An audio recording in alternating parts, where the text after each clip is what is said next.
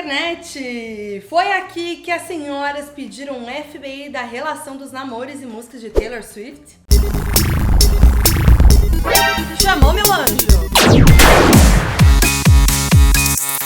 Muito que bem! Se você acompanhou as fofoquinhas do último mês, sabe que uma notícia que mexeu com o mundinho pop foi o término de Taylor Swift com Joey Alwyn. Os dois já estavam juntos há mais de 6 anos, desde setembro de 2016, e teriam terminado por aquele clássico, diferenças pessoais, sei. Mas fontes próximas disseram que o Joey estaria tendo dificuldades com o nível de fama de Taylor e toda a atenção do público, e que eles acabaram se distanciando. Desde então, novos rumores já surgiram e as especulações são que agora Taylor estaria ficando com Matty Healy, vocalista da banda The 1975. Uma fonte disse ao Entertainment Tonight que os dois gostam um do outro e que eles estão aproveitando para passar um tempo juntos. Eles já se conheciam, mas voltaram a se falar depois de Taylor participar como convidada do show da banda em janeiro, e aí eles se reconectaram agora pelo amigo da Taylor e produtor dos dois, o Jack Antonoff. Desde então, Taylor e Matty já foram fotografados juntos. Ele também esteve nos 3 shows de Nashville da The Eras Tour.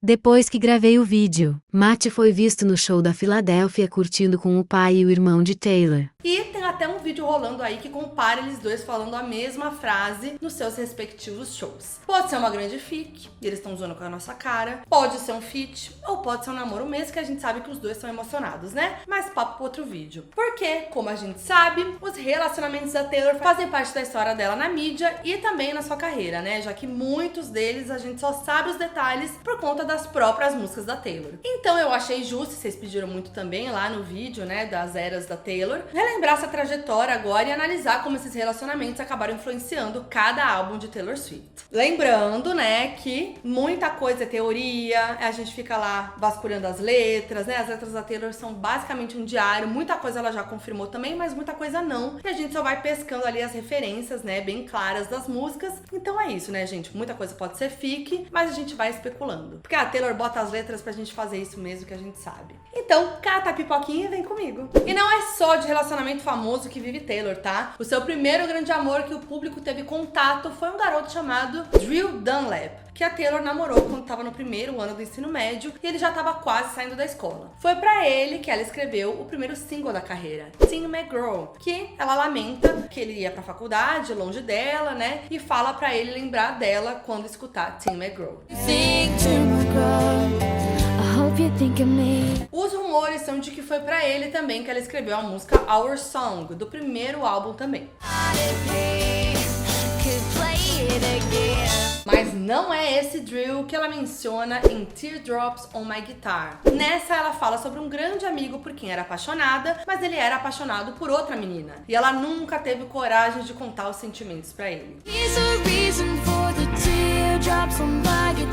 Eu amo que ela joga os nomes assim dos boys na roda mesmo, não tá nem aí. Logo no primeiro verso de Teardrops, ela canta: Drew, olha pra mim, eu finjo um sorriso pra que ele não veja.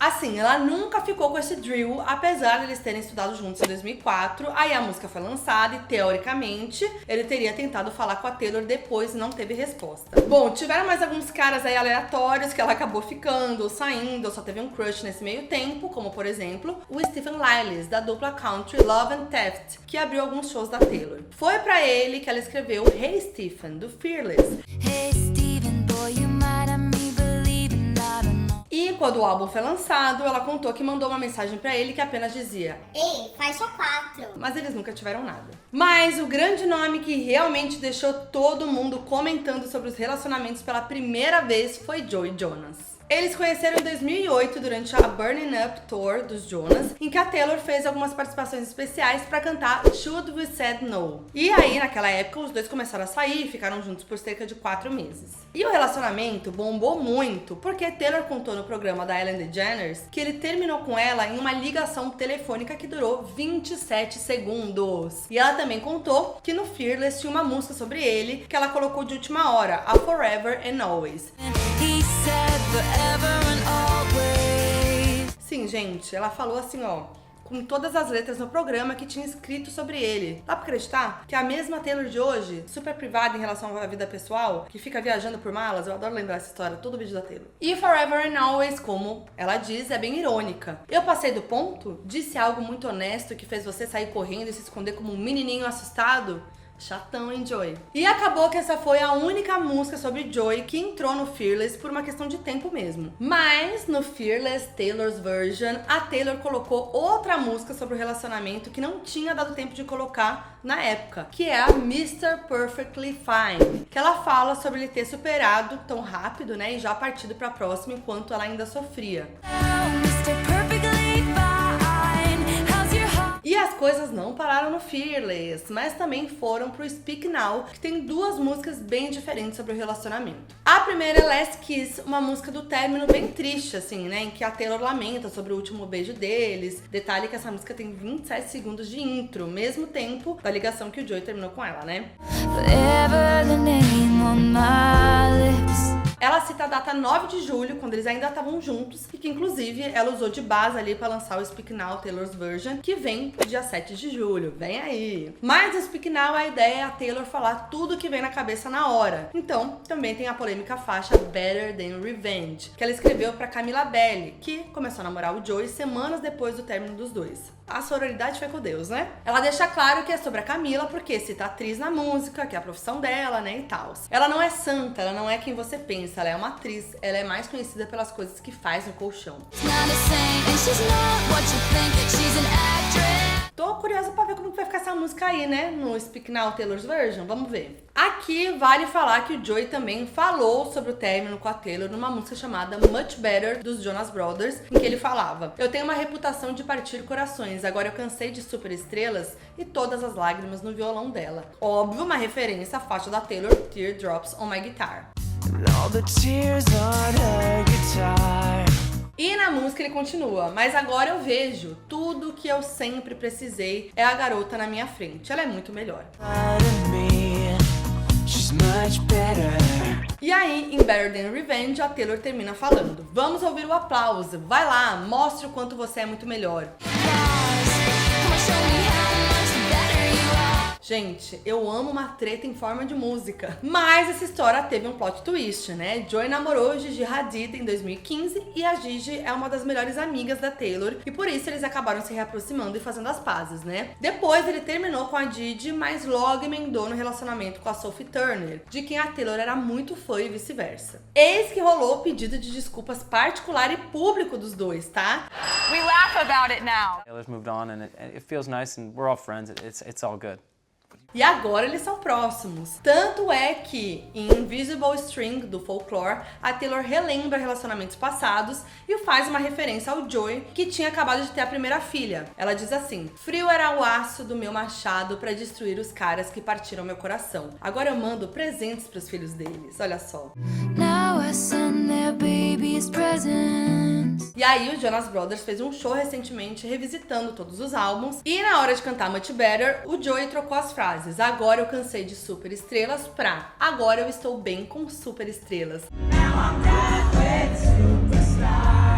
Gente, nada como a maturidade, não é mesmo? Agora vamos pra ele, o boy de um dos chips preferidos da fanbase e considerado o melhor ex de Taylor Swift até hoje, Taylor Lautner. Os dois se conheceram nas gravações do filme Idas e Vindas do Amor em 2009. E como eles interpretavam um casal, a química rolou na vida real também. E aí eles tiveram um namoro bem fofo, assim, bem de filme mesmo. Inclusive eles namoraram na época que o Kanye West interrompeu o discurso da Taylor no VMA e o Taylor deu todo o apoio pra ela. Mas a Taylor terminou com ele em dezembro daquele ano. Como a gente sabe disso? Porque ela escreveu uma música chamada Back to December, do Speak Now, que falava justamente sobre se arrepender de ter feito isso. E as evidências ao Taylor são claras. A Taylor escondeu uma mensagem secreta no encarte do CD nessa música que dizia Tay. E na letra ela fala: quando você me segurou nos seus braços naquela noite de setembro, a primeira que você me viu chorar, em referência à situação com Kanye.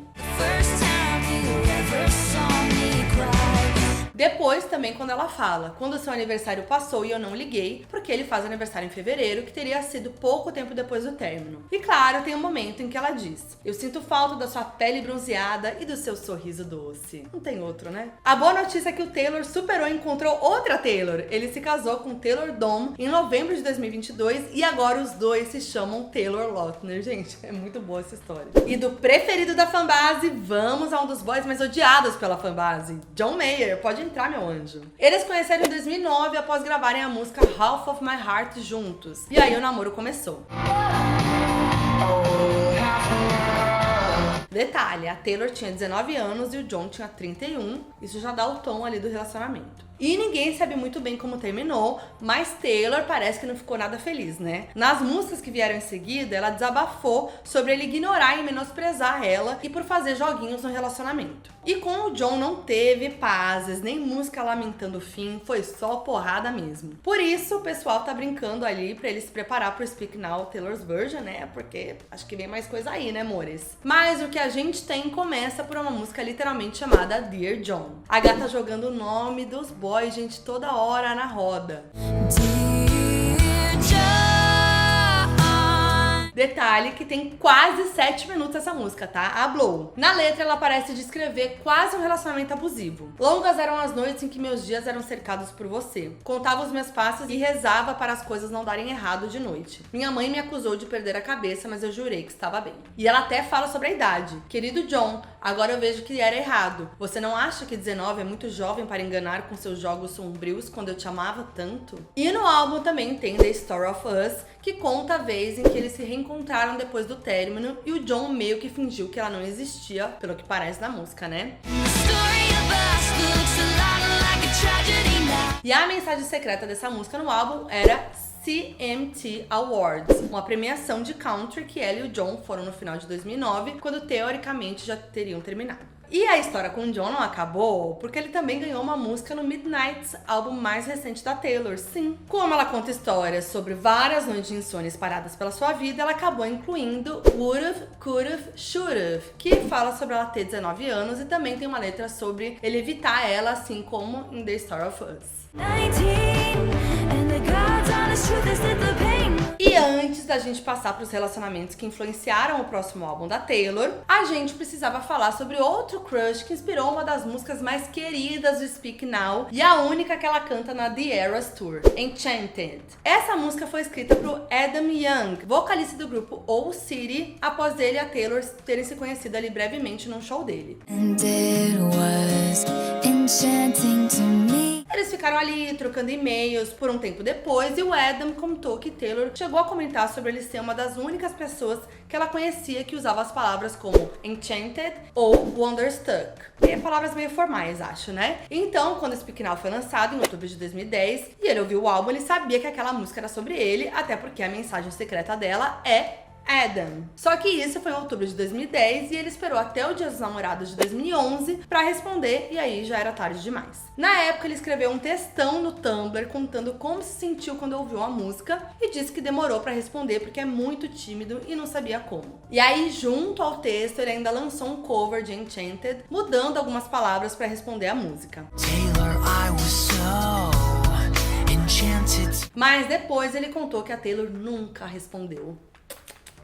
Isso porque ela ainda estava sofrendo pelo término com Jake Gyllenhaal, o boy do Red e um dos mais odiados, juntinho ali com John. Se existe amor no verão, a gente pode descrever os dois como amor de outono, né? Foi essa estética que Taylor adotou tanto em detalhes das músicas quanto em clipes como o de All Too Well, e foi exatamente o tempo dessa estação que o relacionamento durou. Porque eles namoraram por 3 meses entre outubro e dezembro de 2010. Sim, gente, foram só 3 meses, mas o negócio realmente impactou a Taylor. Ele também era mais velho, ela tinha 20, ele 30, e por conta da diferença de idade, a Taylor sempre sentia que ele menosprezava ela e tudo que ela gostava. O resultado disso, gente, foram muitas músicas, praticamente o Red inteiro. A gente tem canções de amor muito apaixonadas, tipo State of Grace e Red, músicas irônicas de superação de término, tipo We Are Never Ever Getting Back Together e I Bet You Think About Me, lançada no Taylor's Version, e muitas músicas tristes de término, tipo The Last Time, Sad Beautiful, Tragic, The Moment I Knew e, claro, All Too Well. E olha, provavelmente o Jake foi o quem mais ganhou música depois do Joey Alwyn. E eles ficaram juntos só por 3 meses, então assim, rendeu, né? Quando Taylor lançou We Are Never Ever Getting Back Together, ela falou que era sobre um ex que odiava aquele tipo de música e ela fez só pra irritar ele. Eu amo essa música, então obrigada, Jake. E na letra ela fala: você se escondia e encontrava paz com algum álbum indie que é tão mais legal que o meu.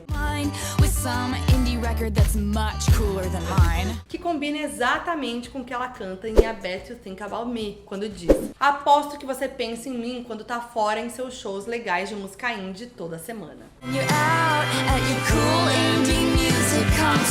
Em State of Grace, ela fala sobre os dois terem signos de fogo, já que os dois são de Sagitário e olhos azuis. Em The Moment I Knew e também na versão de 10 minutos de All Too Well, ela relembra um dos momentos decisivos que ela percebeu que o relacionamento ia acabar quando ele não apareceu na festa de 21 anos dela em dezembro de 2010.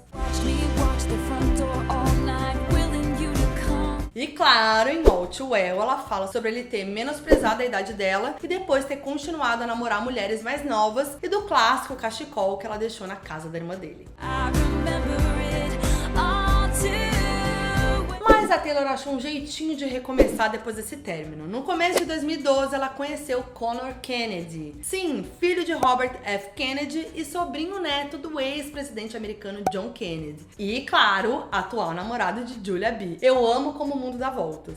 Bom, os dois tiveram um amor de verão que acabou porque Conor precisou voltar para as aulas em agosto. Mas deu tempo de render músicas importantes ainda no Red, que principalmente mostravam o contraste ali da nova relação tranquila de quando, era com o Jake. Em Begin Again, a Taylor conta sobre ficar chocada em encontrar alguém que não quer se provar o tempo inteiro e realmente escuta ela. E finalmente entende que pode recomeçar. Ela disse: eu acho estranho você me achar engraçada porque ele nunca achou. Eu passei os últimos 8 meses achando que tudo que o amor fazia era partir e queimar e acabar. Mas numa quarta-feira, em um café, eu assisti recomeçar.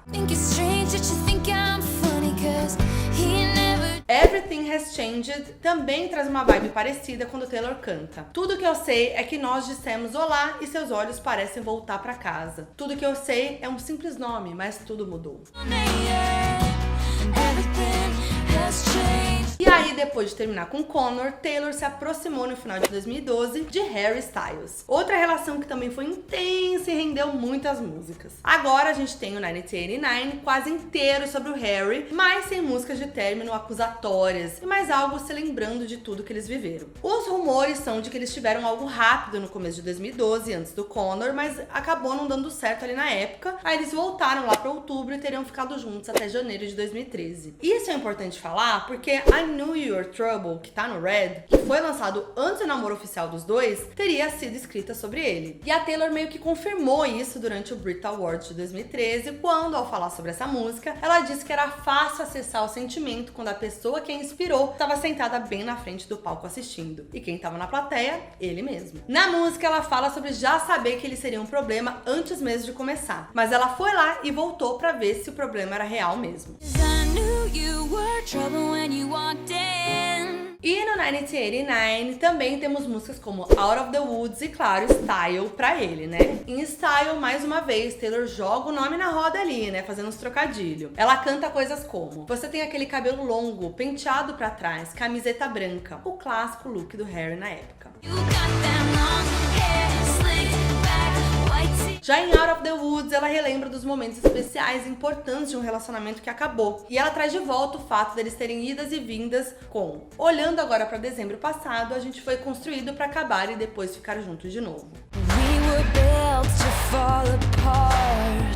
E a música também fala sobre um acidente que eles passaram juntos. Lembra quando você pisou nos freios rápido demais? 20 pontos em um quarto de hospital. Quando você começou a chorar, eu chorei também. Mas o sol veio e eu tava olhando pra você. Em dezembro de 2012, os dois foram fotografados juntos em um centro de esqui em Utah. E aí, pouco tempo depois, o Harry foi fotografado com um curativo na cara que ninguém sabia de onde tinha vindo. Aí, quando o 1989 foi lançado, a Rolling Stone contou que a própria Taylor disse que a música foi inspirada por uma vez vez em que foi andar num carro de neve com um ex e ele acabou perdendo o controle e o carro bateu muito forte. Aí, né, gente, tudo se liga. Por fim, outro trecho que remete à relação é esse. O seu colar pendurado no meu pescoço, a noite que nós não poderíamos esquecer, quando decidimos mover os móveis para dançar. 2 aviões de papel voando. E os dois usavam pingentes de avião de papel em um colar. We stood a chance, 2 paper airplanes flying. O fato é que foi um relacionamento intenso que também rendeu músicas da parte do Harry, né? Como Perfect, do One Direction, em que ele cantava. Se você gosta dos flashes piscando toda vez que saímos, e se você está procurando alguém para quem escrever suas canções de término, eu sou perfeito.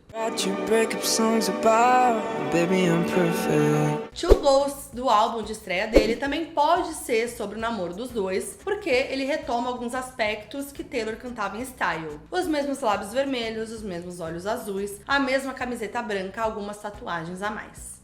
Same white shirt, couple more tattoos. E aí Taylor ficou um tempo bem tranquilinha, ela lançou o 1989, aproveitou um momento ali apenas com as migas, até que ela conheceu Calvin Harris, numa premiação em fevereiro de 2015. Eu acho esse casal meio aleatório também, né? Mas enfim, um mês depois eles foram flagrados no supermercado de Nashville usando roupas combinandinho e aí pronto, né, gente? Namoro. Esse foi o primeiro relacionamento da Taylor que ela decidiu ser completamente aberta. Ela postava fotos com ele no Insta, os dois se sentavam juntos em premiações, e até publicaram declarações de amor no aniversário de 1 ano de namoro. E essa acabou se tornando a relação mais longa da Taylor até então. Só que mesmo assim, Calvin Harris não só não ganhou nenhuma música de declaração de amor, como na verdade mal ganhou música. Não sei o que é pior se tratando de Taylor, se é ganhar ou não ganhar, mas eu acho que, pensando na Taylor, é pior não ganhar, né? Eles terminaram em junho de 2016, depois de 15 meses de namoro, e segundo a People, foi porque as coisas simplesmente não funcionaram. Só que tinha caroço nesse angu, meus anjos. Um mês depois veio à tona que Taylor era o nome por trás do pseudônimo Nils Strasberg, uma das pessoas compositoras da música This Is What You Came For, do Calvin Harris, com Rihanna, hitzão.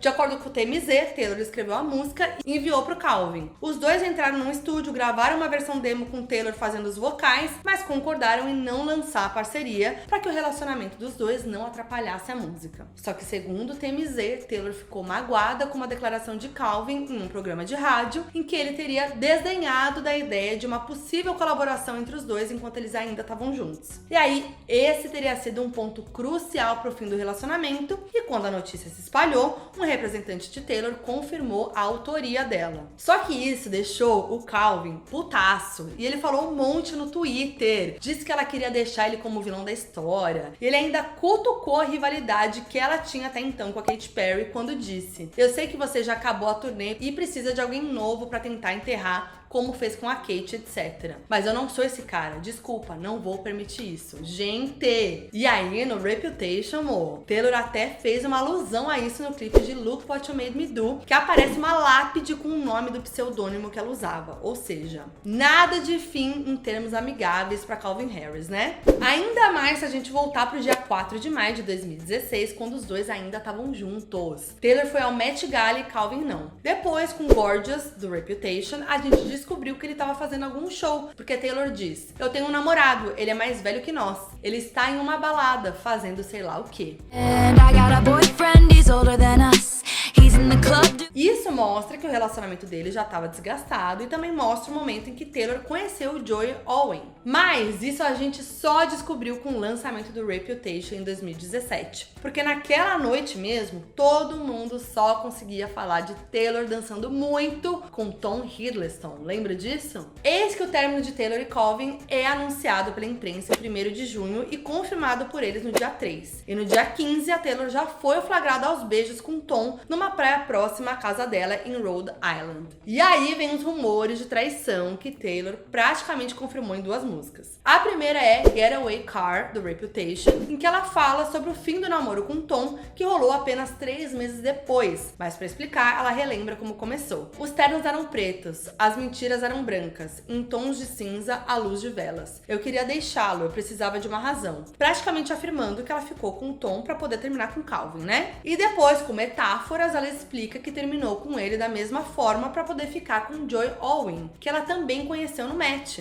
Você deveria saber que eu seria a primeira a ir embora. Pensa no lugar onde você me conheceu. Essa é pra quem diz que a Taylor não assume que é tóxica às vezes, tá vendo? Think about the place where you first met me, riding. Depois a gente acaba descobrindo ainda mais com High Infidelity, música do Midnight 3 AM Edition, que faz referência àquela época, citando inclusive o Calvin tocando em shows e a dança dela com Tom. Alta infidelidade, coloque suas músicas e se arrependa de mim. Eu entornei demais a verdade nessa noite. Eu estava dançando ao redor dela. Vixe. Na música, ela também cita a data 29 de abril. Você realmente quer saber onde eu estava no dia 29 de abril? Você realmente quer saber como ele me trouxe de volta à vida? Que foi exatamente a data de lançamento da faixa This Is What You Came For. Do you really wanna know where I was April 29? A única outra menção que Calvin ganhou na discografia da Taylor é um trecho da música Coney Island, em que a Taylor faz referência a vários relacionamentos anteriores. E é um trecho que quase faz referência a essa falta de músicas da Taylor pra ele e o quanto ela estava distante do relacionamento antes mesmo dele acabar. Ela diz: mas quando eu subi no pódio, acho que eu esqueci de dizer o seu nome. You might think that I forgot to say your name. Beijinhos mais uma vez. Já o Tom também ganhou mais música. No Lover, as pessoas acreditam que Cruel Summer seja sobre ele, já que fala sobre estar em um triângulo amoroso durante o verão ali, né, que foi a época em que Taylor e Tom namoraram, quando ela tinha acabado de conhecer o Joey. Na música, ela dá a entender que já se encontrava com o Joey enquanto tava com o Tom. Eu não quero manter segredos apenas pra manter você. Eu me esgueirei pelo portão do jardim toda a noite naquele verão apenas pra selar meu destino. Mas tem música fofa também. Muitos acreditam que Midnight Rain, do Midnight, seja sobre ele porque ela fala sobre eles não terem dado certo por terem ambições diferentes pro relacionamento naquela época. Ele queria algo confortável, eu queria aquela dor. Ele queria uma esposa, eu estava fazendo meu próprio nome, buscando a fama. E de fato, Tom acabou se casando com a atriz Zawe Ashton pouco depois e os dois até têm um filho juntos. E assim, né, gente? Ela não confirmou, né? Quando ela não confirmou numa entrevista que nem ela fazia lá no passado, é tudo especulação, a gente vai ligando as letras ali e tal. Enfim, é isso, né? Mas depois de tanto tempo se encontrando escondido, Taylor Swift finalmente terminou com Tom Hiddleston e começou seu namoro com Joy Owen em setembro de 2016. Os dois conheceram no Met Gala daquele ano, começaram a ficar muito próximos e o Joey tava ali por ela quando o grande cancelamento em 2016 rolou, em que todo mundo chamava ela de cobra por conta da ligação com o Kanye West, vazada pela Kim Kardashian. E até por conta de toda a repercussão, a Taylor decidiu ficar quieta na dela ali e sumiu do mundo todo, né? Por isso ela pôde realmente viver todo o primeiro ano do namoro longe dos holofotes, como uma relação normal, que eu acho que ela nunca teve ou fazia muitos anos que ela não tinha. E provavelmente toda essa privacidade foi essencial para os dois manterem um relacionamento por tanto tempo. E aí, desde o Reputation 2017 até o Midnight de 2022, o Joey ganhou muita música, né? Em Reputation,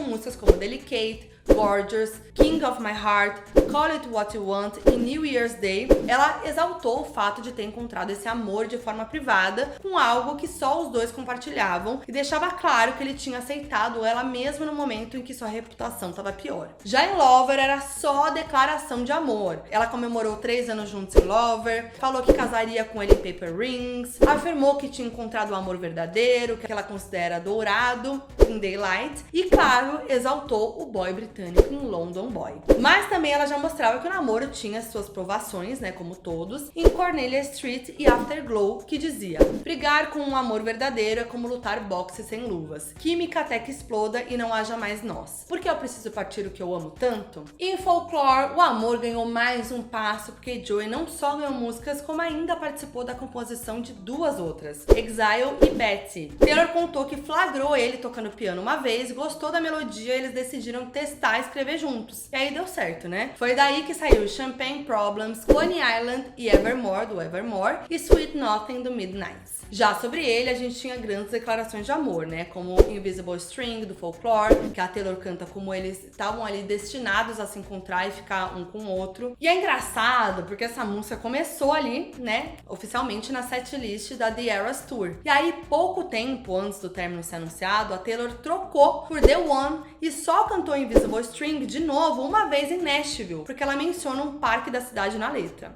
Quer dizer, Midnight continua as declarações com Lavender Haze, em que ela fala sobre querer ficar apaixonada pra sempre, mas também mostra em algumas músicas que eles tiveram problemas, como em Glitch e The Great War. Só que no fim não teve jeito, né? E como a gente sabe, o término rolou no começo de abril pelos motivos que eu já contei aqui no começo do vídeo. Aparentemente, né? Porque ninguém sabe oficialmente. E segundo rumores, Joe estaria saindo com a sua colega de elenco, Emma Lard. Gente, imagina como vem o próximo álbum da Tay Tay. Vem ali, ó, com as letras daquele jeitão. Aí a gente vai saber o que de fato aconteceu, porque é assim que acontece, né? Até agora a gente não sabe de nada, mas no álbum as letras vêm ali como um diário. Agora fica a dúvida, né? Será que a Taylor realmente tá com o Matt Healy e o romance vai durar? Ele vai ganhar músicas? Vai ser um feat? A gente vai ter que esperar pra saber ou não, né? O que vocês acham? Comentem aí, bora fanficar nos comentários. Se você curtiu, deixe seu like, espalha pra geral, pra todo mundo que ama as músicas da loirinha. Lembrando que esse conteúdo tá disponível no meu canal de YouTube e também no meu podcast, Foquinha FBI, em todas as plataformas de áudio.